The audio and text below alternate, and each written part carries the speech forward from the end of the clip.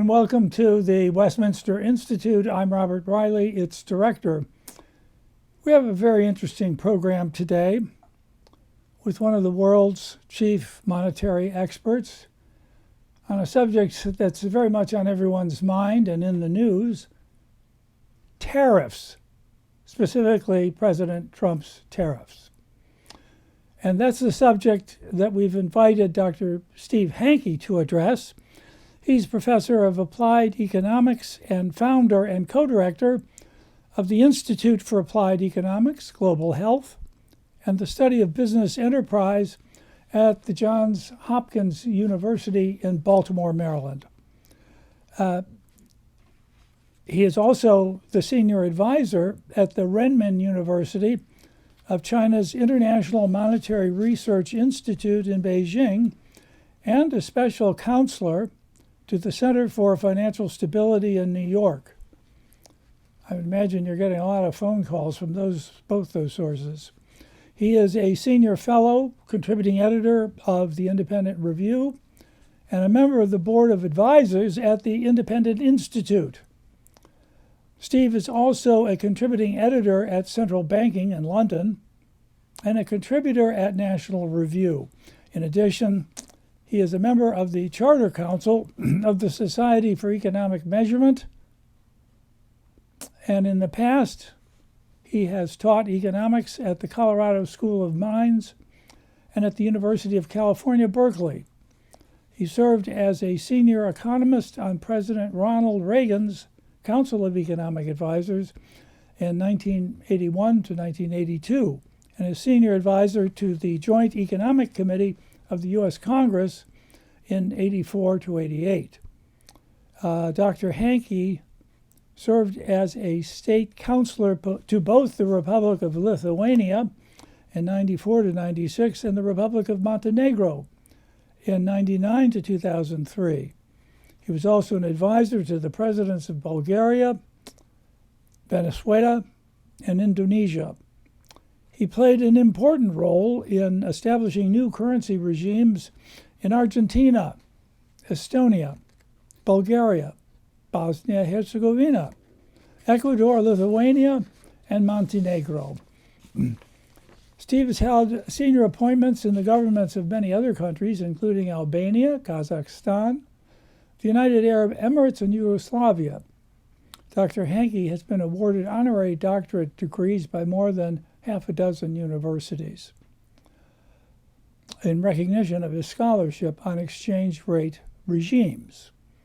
He is a distinguished associate of the International Atlantic Economic Society, a distinguished professor at the Universitas Pelita Harapan in Jakarta, Indonesia, and a profesor asociado at the Universidad del Azuay in Cuenca, Ecuador, a professor visitante at the Universidad Peruana de Ciencias Aplicadas, and Gottfried von Haveler, professor at the European Center of Austrian Economics Foundation in Liechtenstein. In 1998, he was named one of the 25 most important people in the United States, influential in the world, by World Trade Magazine. Steve is a well-known currency and commodity trader. He received his BS in Business Administration in 1964 and his PhD in economics, both from the University of Colorado, Boulder. Steve, welcome back to the program. We're delighted especially to have you here to discuss this contentious subject of tariffs. What is your take? Well, Bob, it's great to be with you. My take is the following. I think that President Trump is basically behaving like a pyromaniac, and that the tariffs he's proposing are probably the worst economic policy blunder in the last 100 years. So it's quite catastrophic what's going on right now. He has his own ideas, which we'll get into, about trade. but he's surrounded by yes men and sycophants, or people who I think are about half nuts. So there you have the thing in a nutshell, highly negative. Now, let me go through Trump's thinking. Trump is a mercantilist. He, like many businessmen, by the way, who run a business, they think that having a surplus is always good. Well, it is for a business. Having a profit is good. Having a deficit is bad. And they commit what's called a fallacy of composition. And the fallacy of composition is thinking that what goes on at the business level, the individual firm level, is synonymous with the way an economy should work. And it's just basically a fundamental error. So, in contrast, by the way, you mentioned that I was one of Reagan's advisors. Reagan was a free trader. He wasn't worried about surpluses, deficits, or any of that kind of stuff. He wanted free trade. He assumed that if a seller was selling something and a buyer was buying it, that it was a good deal for both parties. That's why the trade was made. So coming back again now to drilling down a little bit on this mercantilist idea, Trump thinks that trade deficits are bad, number one, just like a business deficit is bad. And he thinks the deficits are caused by nefarious activities by foreigners. And we hear this. The Secretary of Commerce, Lutnick, was interviewed over the weekend, and he kept repeating over and over that the U.S. has been ripped off for too long. We've been ripped off. I did an hour-long debate with Professor Thomas Phillipson from the University of Chicago, who happened to be the chairman of President Trump's Council of Economic Advisors during Trump's first term, and he kept using the thing like we've been victimized. Phillipson kept repeating over and over again, we've been victimized. Well, we haven't been victimized by anybody. We haven't been ripped off by anybody, because how is a trade deficit created? It's created by the fact that we save less than we invest in the United States. And there's an identity in economics, a fundamental identity that indicates that if savings is less than investment, that gap will be filled by what? By the importation of goods and services. And it will result in a trade balance that's exactly equal to the deficiency between savings and investment. It's just an accounting identity. It has to hold. Now, as it turns out, no one had gone through the detailed measurements of all this, believe it or not, until Ed Lee and I wrote an article in the Journal of Applied Corporate Finance. You can check it out, 2019, in which, sure enough, we showed the identity held. We measured the deficiency we've had every year since 1975. And sure enough, the trade deficits matched the savings deficiency. And it turned out, if you look at the thing in more detail, which Ed and I did in that article, we separated the private sector and the public sector to look at investment and savings. And if you look at the private sector, the savings actually in the private sector generally in the US are greater than the investment. But if you look at the public sector, the savings are much less than the investment. That's because of the fiscal deficit. And if you add them both together, you get a deficit. Savings less than investment. And that equals a trade deficit. So this is what people aren't getting. They don't understand why we have a trade deficit, why we've had a trade deficit every year since 1975. That's the reason. Now, Look at the countries that have trade surpluses like China. They save way more than they invest in both Japan and China and Switzerland. All those countries run big trade surpluses. Now, is this good or bad? Well, it's good for the United States to have a deficit. The deficits are actually good because they're easy to finance. The cost of financing is not great at all. We import goods and services at net deficit, but we receive to finance those capital inflows, positive inflows coming into the United States. So if you listen to the weekend interviews with the Secretary of Commerce Lutnick, he was going on and on about how bad this is, that investors own more and more of the United States, that's bad. No, they're just exporting capital to the United States that we use to finance the deficit that's created in the trade account.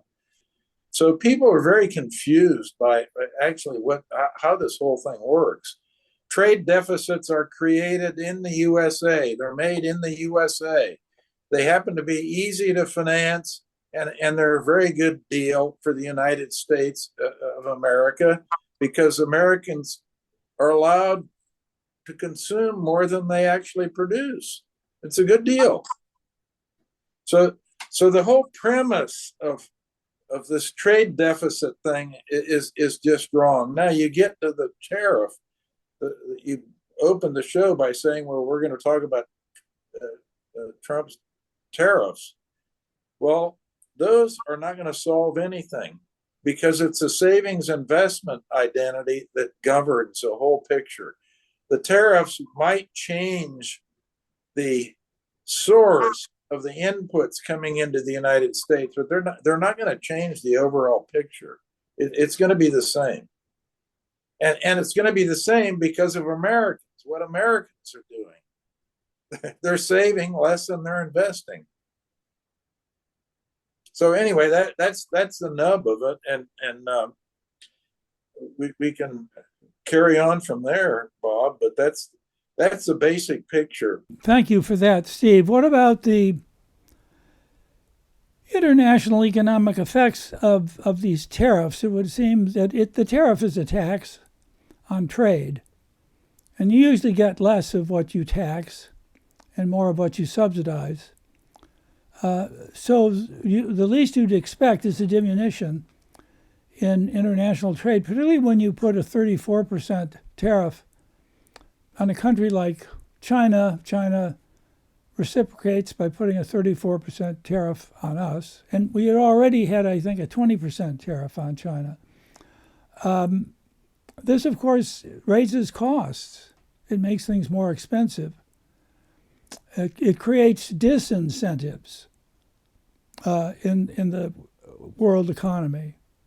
Won't that diminution in international trade be bad for us? Oh, there's no question. It's definitely bad.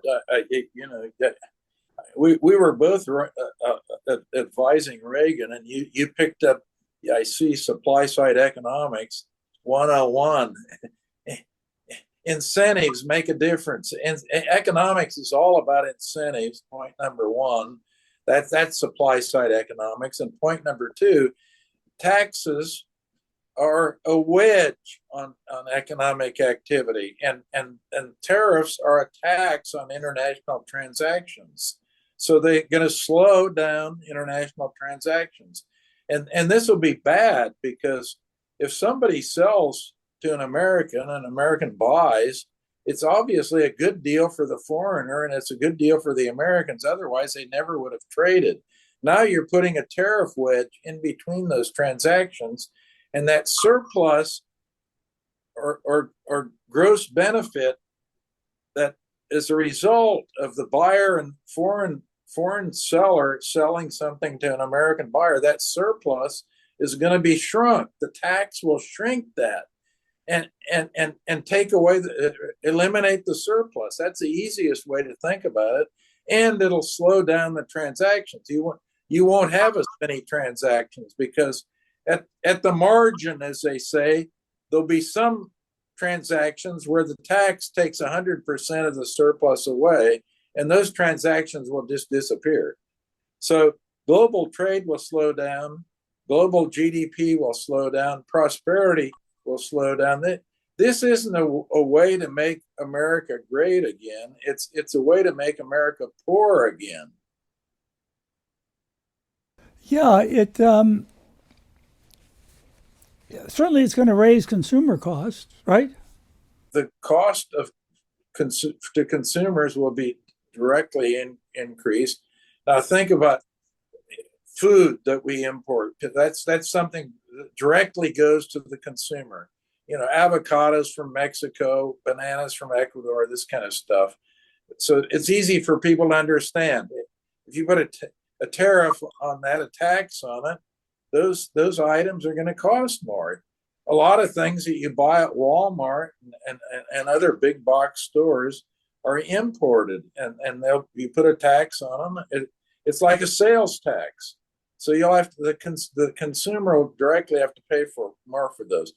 Many other things are actually imported and used as inputs into the manufacturing process in the United States. So the cost of those inputs goes up, and the margin gets squeezed down for the manufacturer. So there's something actually called the Lerner condition. After Abba Lerner, he came up with this thing mathematically in, I think, 1937. So the Lerner condition actually proves that under many plausible situations, the real final resting point for the tariffs will be on American exporters.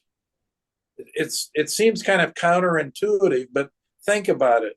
If I'm manufacturing something in the United States and I'm importing a lot of inputs from foreign sources, and those are tariffs put on those, the cost may go up, and I'm an exporter, an American exporter, so my costs are going to go up.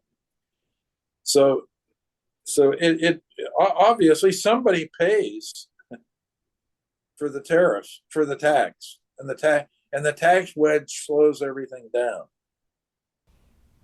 So one excuse for tariffs is to return manufacturing to the United States by making it less expensive to produce here, because if you produce overseas, you'll get hit with a big tariff and you won't have to pay any tariffs if you come here. But we have some experience with that because of tariffs put on by previous administrations, the CARES Act, the CHIPS Act, so forth, and some tariffs on China.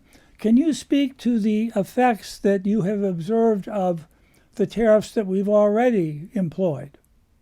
Oh, they're a loser's game. They didn't resettle a lot of manufacturing back in the United States, and they generated, by the way, they were very costly. Let's keep it kind of simple and straightforward. We had with Trump in his first term, he got in a tariff war with China. Most people probably can't even remember it. And China, of course, did a counterattack. What did they do? They selectively put a lot of tariffs on agricultural products that U.S. farmers were exporting to China. China is a huge importer of agricultural goods. So they put tariffs on soybeans and pork and wheat, and this was devastating for American farmers. The American farmers, who have a strong lobby, of course, they went to Washington, D.C. We had to roll out subsidies on that first round of ag tariffs by China on the U.S. in retaliation for what Trump had done to China, about $25 billion in subsidies. So this idea, by the way, that somehow these tariffs are going to raise a lot of money, it's just fiction, because you got to look at the net number. what's the net number? You got to subtract all the subsidies that are going to be forthcoming to support everybody that gets in trouble in the United States, because the foreigners aren't going to sit on their hands. They're going to counterattack. This is called a beggar thy neighbor process that goes on. We put tariffs on somebody, they counterattack. Then we put more tariffs. Even today, now you mentioned the 20% tariff on China, and then on top of that, the 34% tariff. But just today, a few hours ago, we're April 7th is the date we're recording this, Trump has threatened to add another 50% tariff on China if China doesn't back off of that 34% tariff they put on the United States by April 9th, 2 days from now. So you see how this thing ratchets up and spins out of control. And it's kind of a doom loop situation. Yeah, well, it looks like it's headed for a trade war, which could be extraordinarily damaging. It brings us back. We've got to think. The reason I said the worst economic policy we've had in 100 years, well, if we go back, not quite 100 years, we have what? We had the Great Depression. We had Franklin Delano Roosevelt came in with what they called the New Deal. Remember, he kept saying happy days are here again, and conned the American public into believing that propaganda. But what they were doing, they were changing all the rules of the game, putting in lots of new agencies, bureaus. They even made it illegal for Americans to own gold, if that was part of the New Deal. So what you got is what we call regime uncertainty. No one knew what their property rights were going to be going forward, by the way. It became very unclear. So in 1929, investment in the United States just essentially stopped. Everybody said, there's so much regime uncertainty, and if I invest in a new plant, I really don't know how much of the profit I'm going to be able to keep, or whether there will even be a profit, because they keep changing the regulations on us. And so we went from 1929 to the end of World War II, Bob, before we actually had any investment in the United States. Now, what did that do? It meant that the Great Depression just was drug out for a lot longer than people think. So if you actually look at the economic numbers, the New Deal was a bad deal for the United States, because it made the Great Depression last a lot longer than would have been otherwise been the case. Now let's go. That's one aspect of the Great Depression. The other aspect is that the money supply was starting to contract in 1929. Remember the Roaring '20s, and the stock market reached a new peak in 1929. Then it started turning around because the money supply kept going down. What do we have now? The money supply is contracted.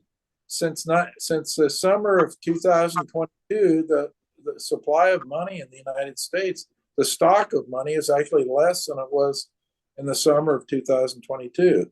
That means that even before the tariffs, I thought, being a monetarist, that contraction in the money supply with a lag leads to a slowdown in the economy and probably even a recession.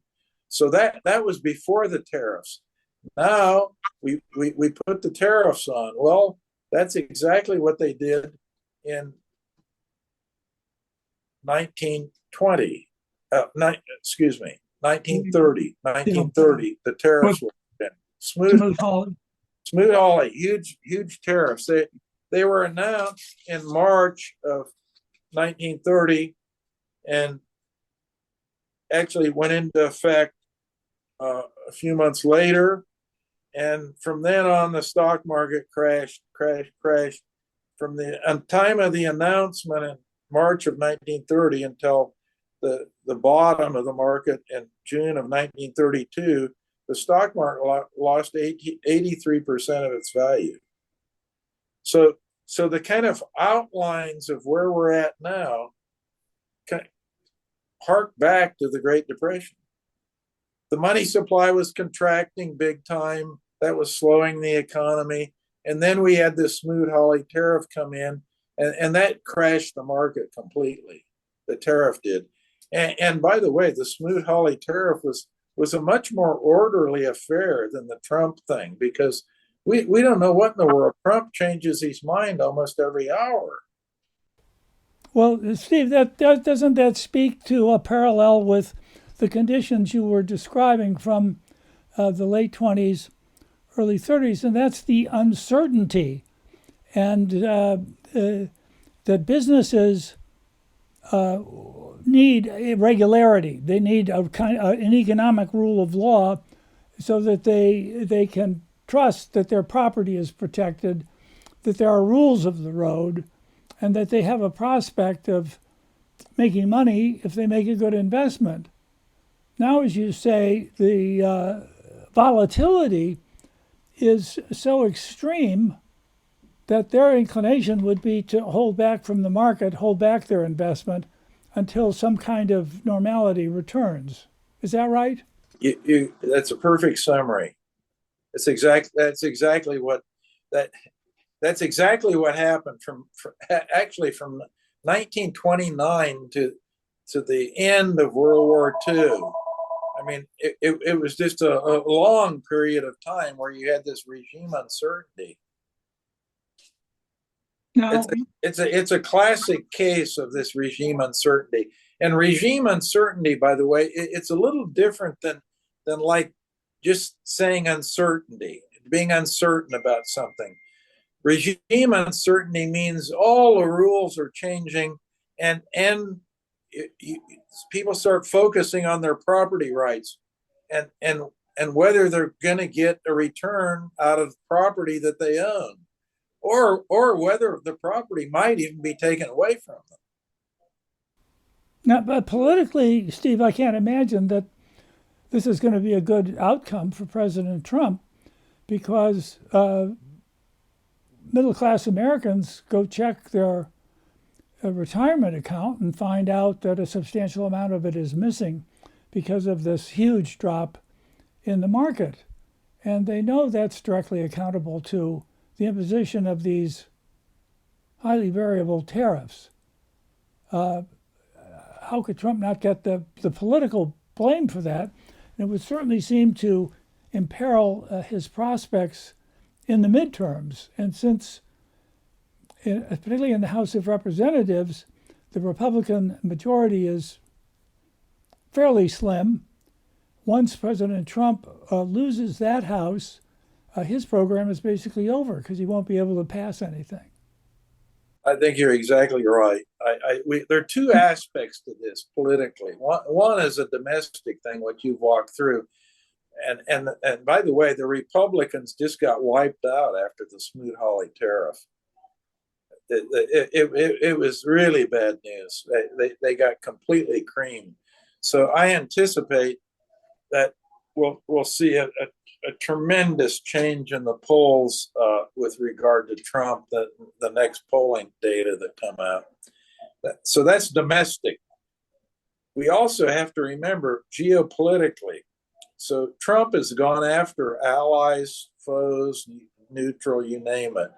And I think geopolitically, the U.S. is creating, Trump is creating a lot of enemies for the United States. You listen to the European leaders, and I mean, they're really starting to push back.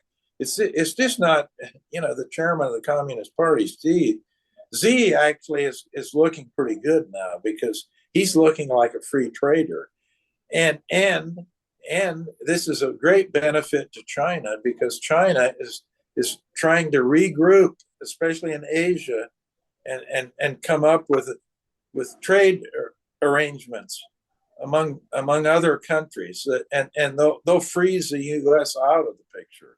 That's the strategic thing. So geopolitically, it's a huge negative. I mean, Trump never read what you and I were brought up on, that is Dale Carnegie's book how to win friends and influence people. I mean, this is how to make as many enemies as you possibly can. Start swinging a club around that you're going to lay tariffs on everybody if they don't do what you want to. This is Trump's tactic, by the way. They like to talk about using tariffs as leverage. They want to use, I would say, use it as a club, but they say leverage. We want to leverage everybody so they're forced to come in and reduce the tariffs they're putting on us. Well, a lot of this is just fiction, by the way, because for the last 40 years, tariff and non-tariff barriers and quotas have been going down throughout the world. They're pretty low. If you look at the actual numbers, they're quite low. Everyone we're dealing with, they amount to peanuts. Now Trump has come up with he had a board and display he was holding up with these huge numbers. Like I think Vietnam, like he said, well, their effective tariff is 47%. It's just nonsense. It's a made up number. They have a formula, and they look at our net balance of trade for a country and then divide it by the number of imports that the foreign country is importing from us. So the reason the number is so high for Vietnam, they don't import much from us, and they export quite a bit. But no reputable economist. I mean, that's just a nonsense number, and the reason that it's made up, they did it so they are trying to come to the conclusion that every single country should have a balance in the trade with the U.S. This is just nonsense. I mean, there's no way to expect little Vietnam to start importing a lot of stuff from the United States and stop exporting garments and tennis shoes and whatever they're making over there. It's not going to happen. But Steve, on the other hand, so the U.S. Trade deficit is over $1 trillion. Now, are there any deleterious effects of that? There are some effects of having, for example, that let's put it this way: the trade balance is created in the United States. It's created mainly because the federal government runs deficits, and that's the main reason for this savings thing. So, but it's good for the United States because we can finance it easily. As I say, allows us to consume much more than we produce. Now, the effects when remember in the 1980s when you and I were with Reagan, the big deal was Japan.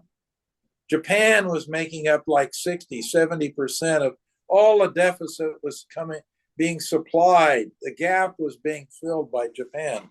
Well, now it's China, and this has some effects in certain sectors of the economy, and there are certain manufacturing operations in which they basically get put out of business because we're importing.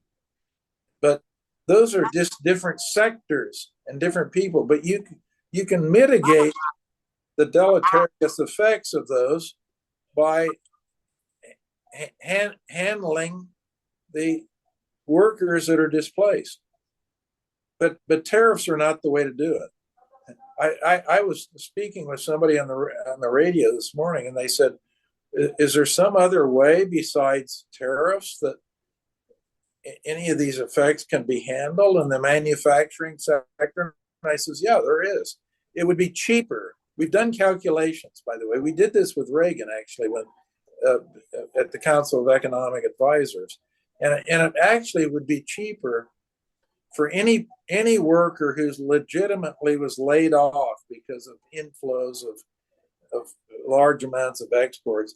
It would be cheaper to just give them an annuity, just pay them off basically, than it would be to incur the costs associated with imposing the tariffs. So if you wanted the lowest cost way to to deal with displacements, shall we say, it would be to just give whatever that number happens to be. If it's $1 million, you give $1 million annuity to the displaced person.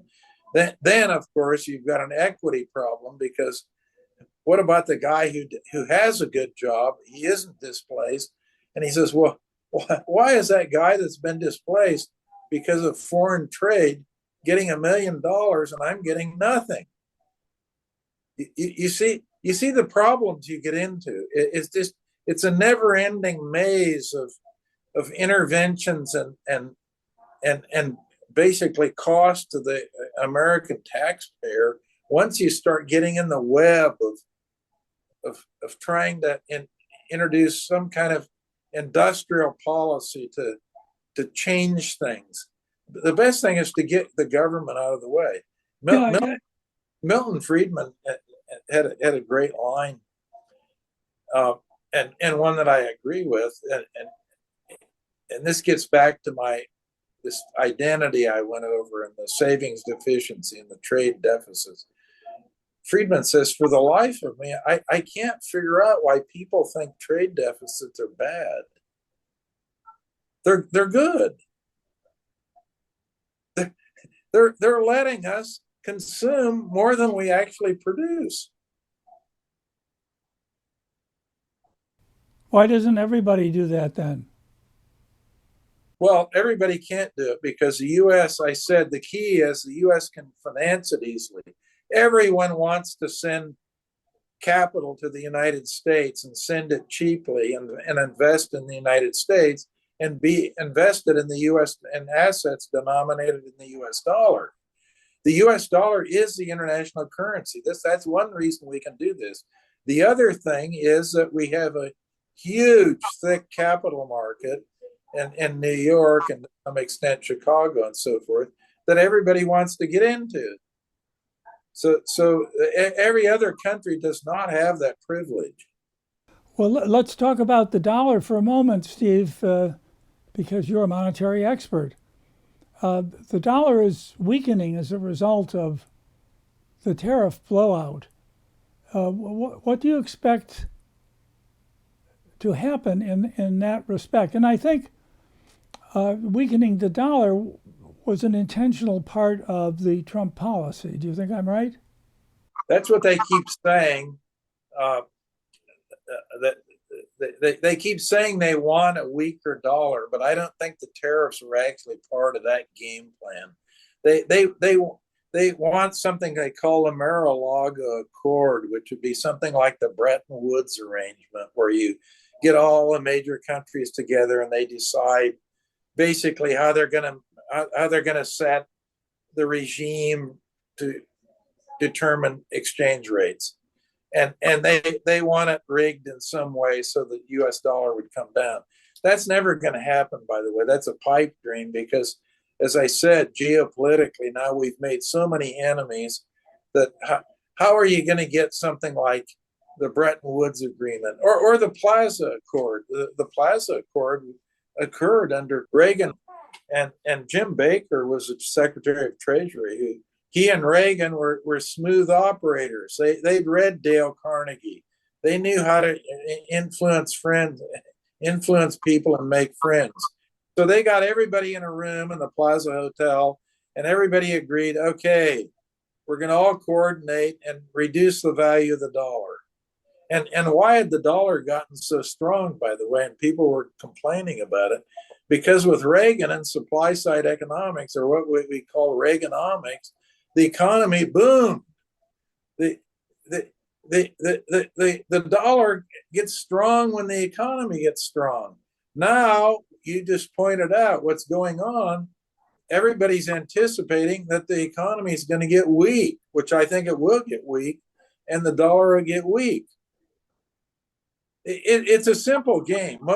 Most of the first order condition on determining where an exchange rate is going is the strength of the economy. All these other things that journalists talk about are second order, third order condition, on and on. they're kind of semi-irrelevant. The big elephant in the room is, where is the economy going? One reason the euro, by the way, has been so weak since 2008 is because the European economies have been very weak. The US economy has grown a lot faster on a GDP per capita basis since 2008, the great financial crisis. Remember, that's the date.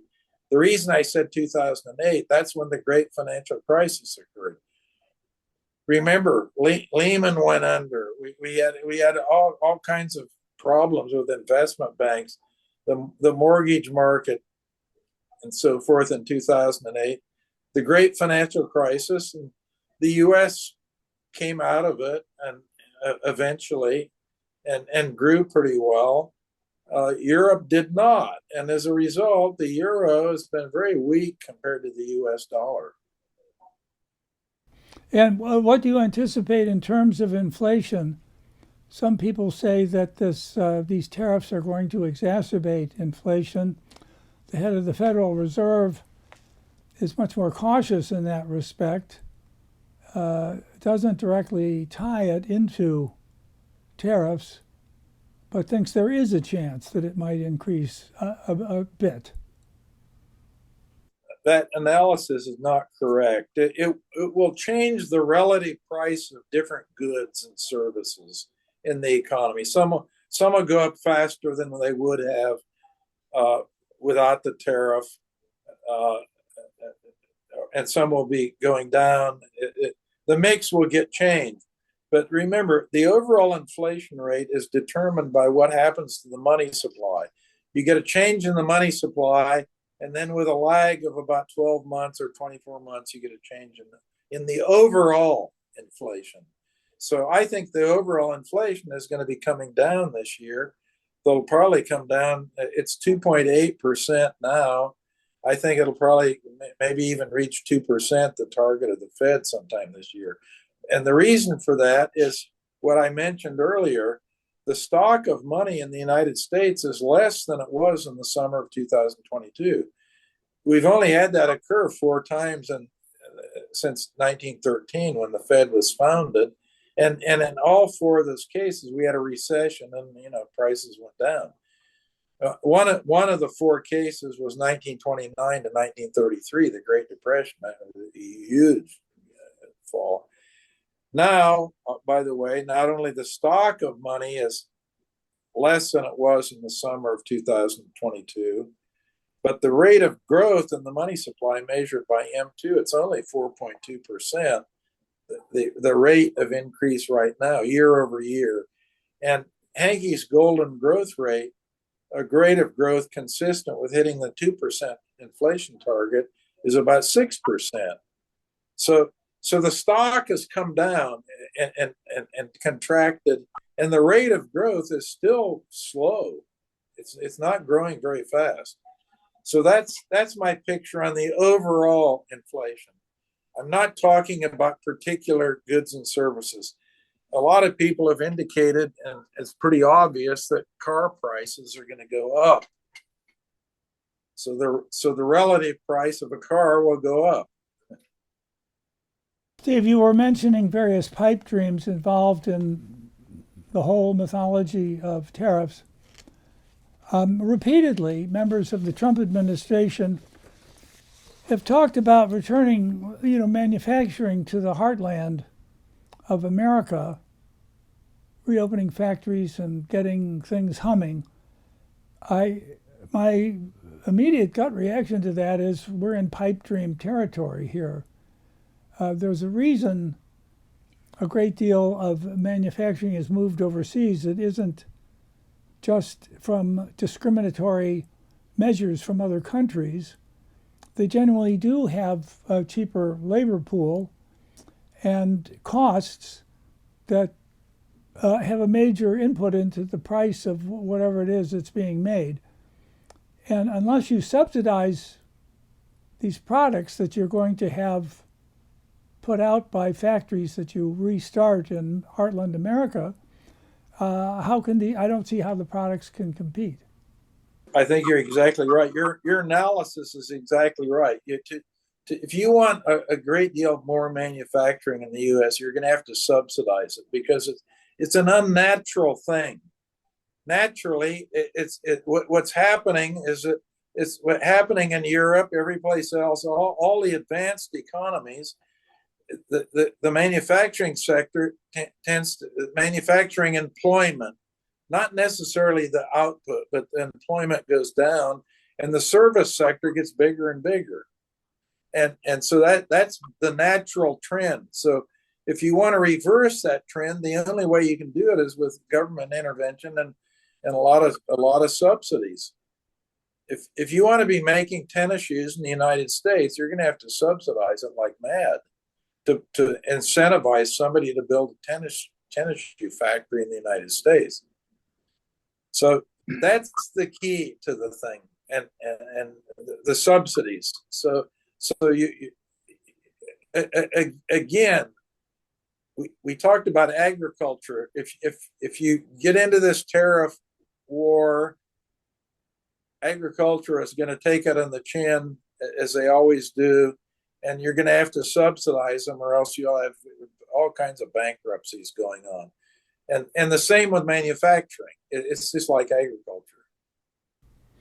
I think that the diminution in the size of the manufacturing sector in Europe and in the United States is a good thing, insofar as it is a reflection of the vastly increased efficiency with which things are produced. You have more efficient machines, you have more efficient production, keeps the costs down, increases the supply, but it does shrink the employment in that sector because the machines are doing these jobs much more efficiently than a person can. Right, and this gets to a key point that you're raising, and that is the best antitrust policy is foreign trade, because you have all of foreign producers competing, and that makes you do what? That makes Americans innovate, cut costs, become more efficient. And that helps everybody. That raises wages, by the way, in general. As productivity goes up, wages follow productivity increases. So what happens with the tariffs? You start cutting off foreign competition, and the Americans basically start sitting on their hands and getting lazy, and less efficient, less dynamic, less innovation. Well, they love less competition. Oh, yeah, exactly. Now, another question in sort of the political sphere. President Trump used something called the International Emergency Economic Powers Act to impose these sweeping tariffs. I don't really understand how he's empowered by this act to undertake something as dramatic and consequential as the tariffs he has imposed. I just don't get it. Well, I would, if I can allow me to make a wisecrack. I mean, Trump with the tariffs has become a national emergency as far as I'm concerned. but let's talk seriously now about the national emergency. It's questionable, by the way, whether he's going to be able to do this. And Senator Grassley has introduced a bill. Senator from my home state, by the way, a good guy, Grassley. Nice. That might rein in this ability to use the emergency powers and impose tariffs without going to Congress. So that's one aspect of it. But if you ever look at when was the last national emergency? It was COVID. COVID was one of the most disastrous things. The lockdowns with COVID, one of the most. I've written a book about this. We wrote that in 2023. The Congressional Oversight Committee is looking into that right now. So this is not over. This is a hot item. Oh, good. To look back and see what we did, and the public health benefits associated with a lockdown were de minimis, but the costs were huge. You go back before that, we had, of course, Franklin Roosevelt the New Deal, national emergency. Wherever you get a national emergency put in, you have a huge increase in the government, and you can never get rid of it. The New Deal was all under a national emergency. We had all kinds of new bureaus, new agencies that we don't need anymore. We didn't need them in the first place, but you can't get rid of them. That's the stuff Elon Musk is, by the way, trying to get rid of some of this stuff. Some of it was actually put in place in the 1930s under a national emergency. So national emergencies are just for the birds. Yeah. And by the way, when you think about the logic of what we've been talking about, the whole theme, he's basically said a trade deficit is a national emergency. No, I just explained a trade deficit is a good deal for Americans. It's a good thing. It's a national plus. Why can't President Trump understand that? I think the main reason he can't understand it is that he has this businessman's mentality that in business you produce a surplus. That's good. If you have a deficit, that's bad. And then we get into this, as you're a philosopher and know very well what the fallacy of composition is. So you can't take from the micro into this huge aggregate of the economy. That's a fallacy of composition. The economy does not operate like a business. Yeah. 3 months ago, by the way, Palgrave Macmillan published a book that I wrote with Leland Yeager, the famous economist, and that book is called Capital Interest and Waiting. On the 29th of this month, another new book that I've written will come out, published by Wiley. It's called Making Money Work.